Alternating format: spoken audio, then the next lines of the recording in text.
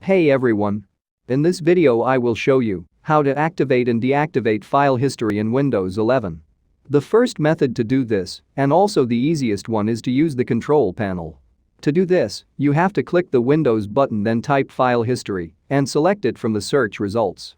Next, make sure that you have a removable disk or an external hard drive. As you can see, I don't have one connected. But what you have to do now is to click the Turn On button and finally just click on the OK button to confirm your chosen storage device. Another great solution is to use the Group Policy Editor. To do this, press the Windows button, then type gpedit.msc and then select it from the search result. Now in the Group Policy Editor, navigate to the following path: Computer Configuration, Administrative Template, Windows Component, and then File History. In here, select File History on the left of the window, then double-click the Turn Off File History policy. Select the Enabled or Disabled option to turn off file history window depending on the preferences. Then press the Apply button to save the new policy setting. And lastly, another great solution is to edit the registry.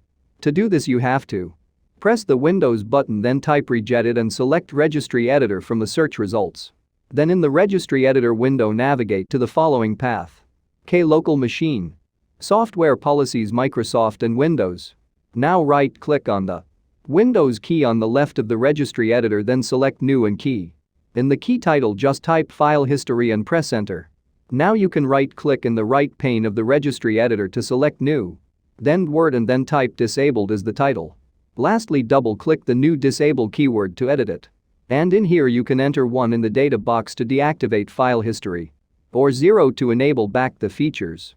Close by pressing the OK button, which will save your value settings. And that was it. Plenty of options to consider. If you enjoyed this video, just make sure to like and subscribe to our channel. Thank you. See you in the next video.